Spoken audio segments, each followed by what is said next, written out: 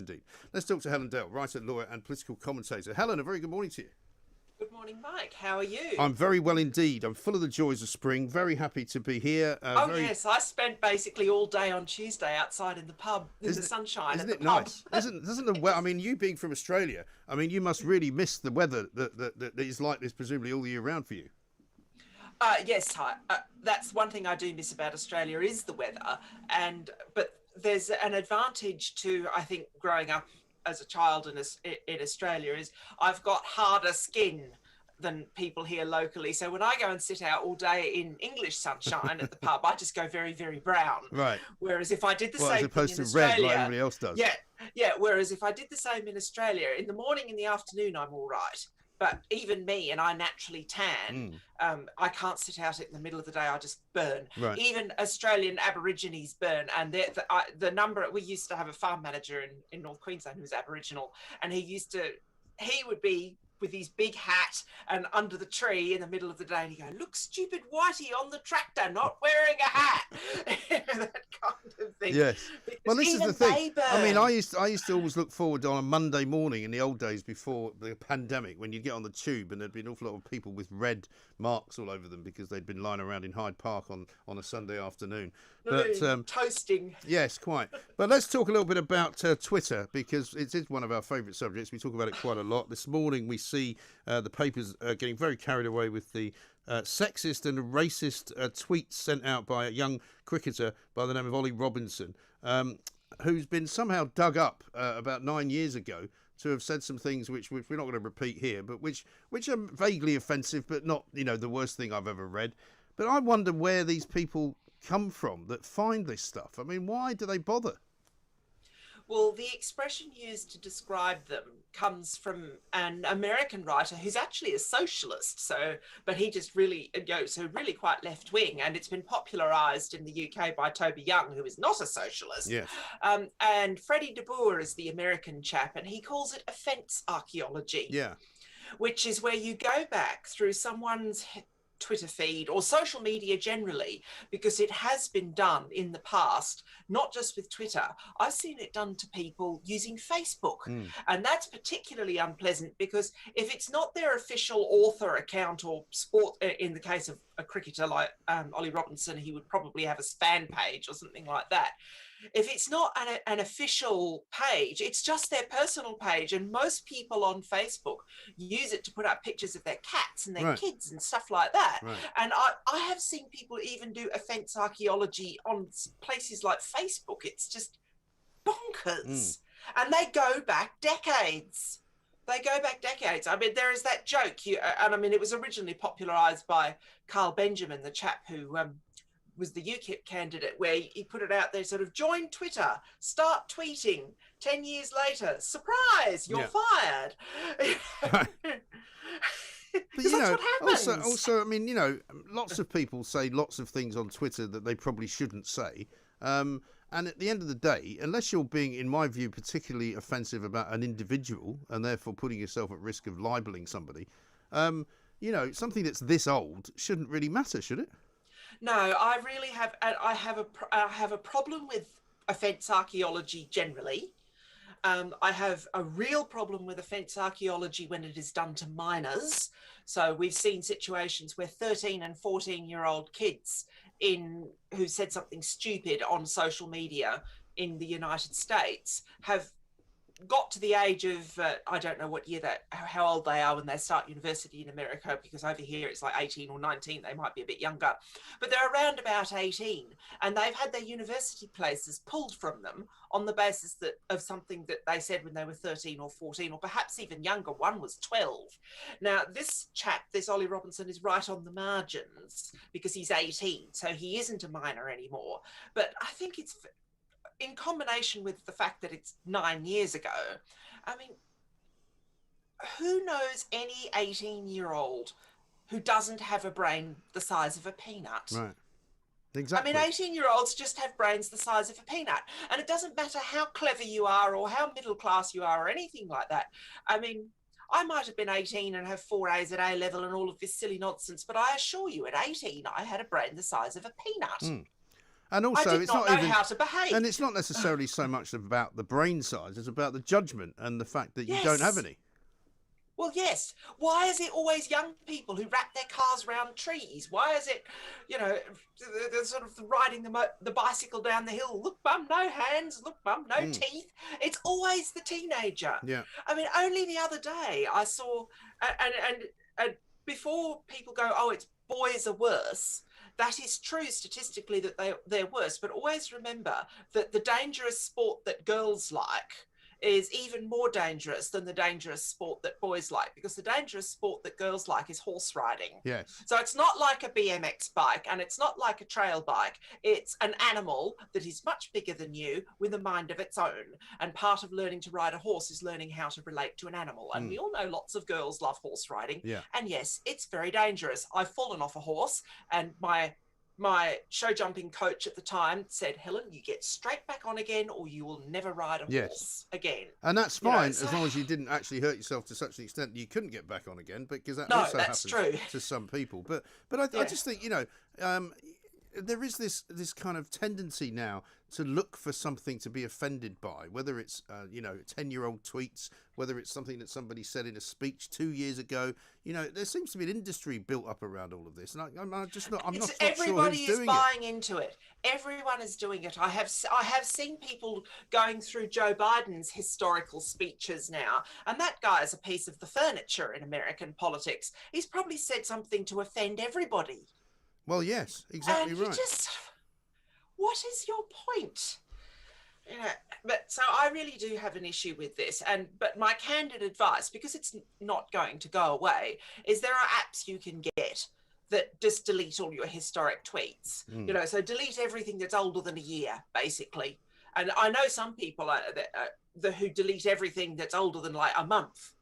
They just delete all their historic tweets. Yeah. I mean, but the problem is the internet never forgets. And if you're a public figure, other people will find out that you've deleted your tweets. Yes, but they have to go looking for it. I mean, presumably, maybe this guy, Ollie Robinson, has got a couple of enemies or an ex-girlfriend that didn't like him or something, because somebody's dug him up. And I don't imagine why you would do it. Because why would you assume that he had written something like that and then go looking for it? I'm assuming that the reason people thought that he might have been a bit mouthy or yappy on Twitter is because he did get in trouble at Yorkshire for being late to training all the time and this kind of thing. And he seems to be fine at Sussex, but he's had trouble at other clubs. So in the county championship for bad behaviour. And I suspect people thought, there might be a story in here. But even that, it's the classic case of, is this in the public interest or merely interesting to the public? And this is a question that you've no doubt had to answer many times in your life as a journalist. I know it's something that I've had to answer. I've had people come to me and say, can you write about this in the newspaper? Usually the Australian. I've had this happen a couple of times in Oz. And I've just said, look, it may be interesting to the public, but I don't think it's in the public interest. In this case, I don't think it's either. I don't think it's of much interest to the public, who are probably quite happy to be watching cricket again without having to withdraw people from the game because of something they said 9 years ago. And also, I don't think the fact that he said it is particularly remarkable anyway. Well, no, it's sort of welcome to the world of 18-year-old people who have just finished school and, in his case, just starting out in a sporting career. And oh, goodness. I know. I'm trying to... The people who do this, I suppose, my final comment on this is they were never children. They were born old. I mean, my father used to use the expression, the world's youngest old fogey. Yes.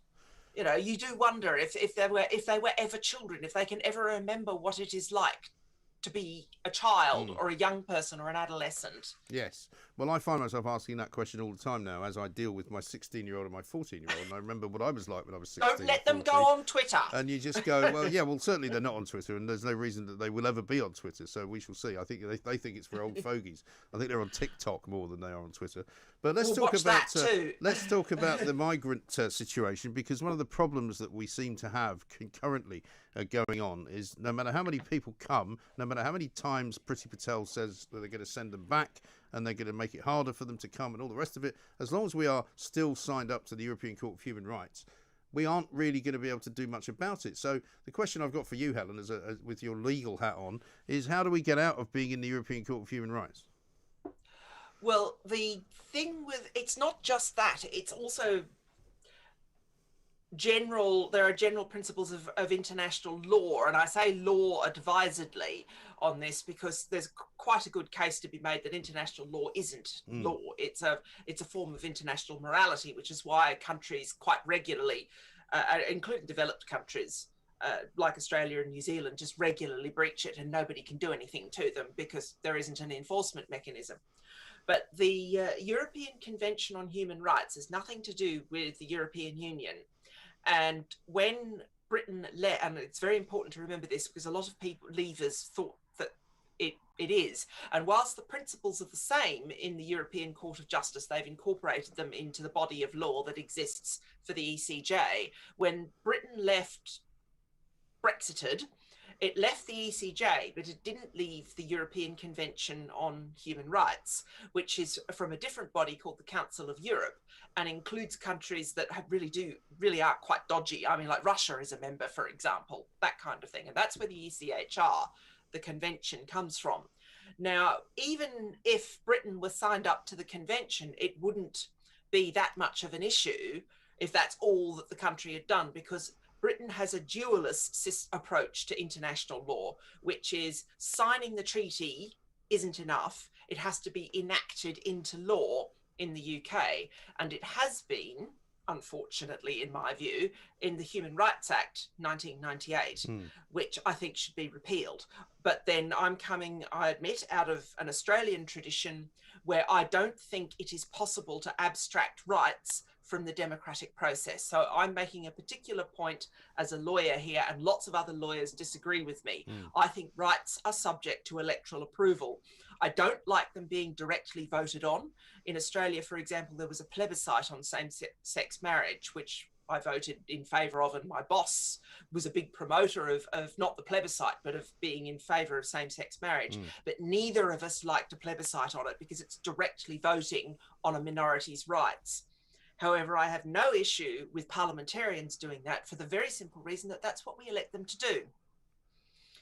So, providing, I suppose, that in that situation you can have another vote if you don't like the first one, because that's what parliaments also do, isn't it? Where you get things reversed. So I suppose the setting up of a set of human rights via the European Court, if you like, is sort of over and above all that, isn't it?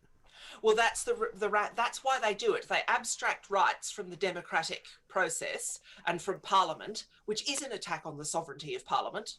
I mean, the whole point of the sovereignty of Parliament in a Westminster system, and this is the mother of parliaments in the sort of wider sense in the UK, is that Parliament can make or unmake any law. So all of these rights instruments are an attempt to abstract, to take from Parliament, to chip away at its sovereignty. And that's always been my criticism of entrenched rights instruments. And it is why I don't want a British Bill of Rights either. Because once again, you've got the same problem. It chips away at the sovereignty of Parliament. Parliament can make or unmake any law. And the thing is, these things are just prey to fashion, you know, so whatever's fashionable this week, and we've all seen the enormous fights between mermaids and the LGB Alliance over this. Mermaids are suing them because they don't like, because of the issue with with charitable status. And the reason that conflict has emerged between two charities, you know, both properly constituted, the Charities Commission and so on and so forth, is because there's a conflict of rights. And the reason there has been a conflict of rights is because there has been this persistent attempt to abstract rights away from the electorate. And until that is addressed, whether it's by Priti Patel or anybody else, you're going to really struggle with this boats across the channel issue. Right. Because well, we will. It's difficult to use. Because apparently, as soon as they are in the channel, basically, we are duty bound to accept them when they get to British waters, and until such time as that changes. It's because it's not duty bound. It's because they claim refugee status, and there is this idea with refugee status that you can't, there's a principle known as non-refoulement, where you can't just ping them back to the country of origin. Right. However, even the international conventions in this area, like the Refugee Convention, they talk about the nearest safe country, Yes. which is what Australia uses a lot. Now, I struggle to see how France is not a safe country. Right. What it is, and this is very politically incorrect, but I'm going to say it, is France demands you fit in. That's a characteristic of the French state. You learn to speak French. You don't get to express your religious beliefs with the same degree of freedom that you do in the United Kingdom. These are different countries. The French just have their own way of doing things. We have our own way of doing things. I'm not saying that theirs is better or ours is better or whatnot. I'm just pointing out that equally, France is a different country. But equally, Helen, they end up in France, but quite often their first port of call is either Greece or Italy, generally speaking, if they're coming across the Mediterranean, which is where most of them are travelling. Sometimes it's Spain. But in all cases, it is the first port of call which they could seek asylum in, supposedly under the law. That's what they're supposed to do. Yeah, but why does that not seem to apply here then? Because they try to go, I'm sorry, you get more of what you subsidise and less of what you tax. And so they head towards the countries with generous welfare states. And because of austerity, neither Greece nor Italy have generous welfare states. Yeah. Germany, France and Britain do, comparatively speaking. Greece used to have a generous welfare state. Part of staying in the euro and that part of the whole Greek crisis that happened was austerity imposed on Greece, and it had to dramatically cut its welfare bill, and it also had to cut the size of government. It had to cut what government did. You know, you think the austerity that happened with George Osborne here was bad. I mean, the size of the Greek government was cut by 50%. Yeah, this is just extraordinary. And so Greece can't afford to be dealing with all of these immigrants. And they are immigrants, they're not refugees. Yeah. And mostly they're economic migrants in many cases, aren't they? And the thing is, as soon as it's an economic argument, that falls under the normal laws of immigration, which in Britain, having left the European Union, are not subject to free movement, so we can make whatever decisions we like. But the thing is, they claim asylum. They claim that they are refugees. And I mean, I know one of the things that happened in Australia was that the threat would be they would claim they were safe for a very, very war-torn country like Somalia or Afghanistan. And the Aussie government was saying, oh, well, we don't want you. You can't become an Australian citizen because you can't if you turn up by boat. That's one of the rules. Because it's you have illegal, no opportunity. Yeah, you have no opportunity for citizenship. We'll just send you back to where you came from. And then the truth would come out that they weren't from Syria. They weren't from Somalia. But this is the other thing that happens because they were from Turkey or from Pakistan or something. Or they've destroyed their papers, or they've destroyed any ID they've got, so nobody really knows where they supposedly come from. And they lie about their ages as well. I mean, there's been notorious incidences where people are claiming to be 16 and you can test... Once again, Ausgov, you can test very reliably someone's age through their teeth. Yeah. And I mean, in some cases, they've been in their mid-30s. Yes. I know. So it's a crazy situation. But I mean, I guess bottom line question, Helen, if we wanted to leave the European Court of Human Rights, even though it's nothing to do with the EU, could we just leave it and just say, right, cheerio, the safest thing to do is to have, I'm afraid, because these things need to be done properly, there needs to be parliamentary scrutiny. There needs to be an inquiry, a proper Commons inquiry, to find out exactly how this law is working and how it's being interpreted. And then there needs to be a conversation about either repealing it entirely or repealing it in part, particularly where it's having an effect on the ability of a elected government to implement its manifesto promises, because that's what the people voted for. Yes. And there's no question, and we're out of time already. I can't believe it, Helen. We've got to go. And that is indeed what people voted for. One of the reasons people voted for Boris Johnson was, of course, to get Brexit done, but also to take back control of the borders, which we have not done yet, and which Boris Johnson needs to do in order to make it work, because otherwise people are going to get slightly peeved about all of that,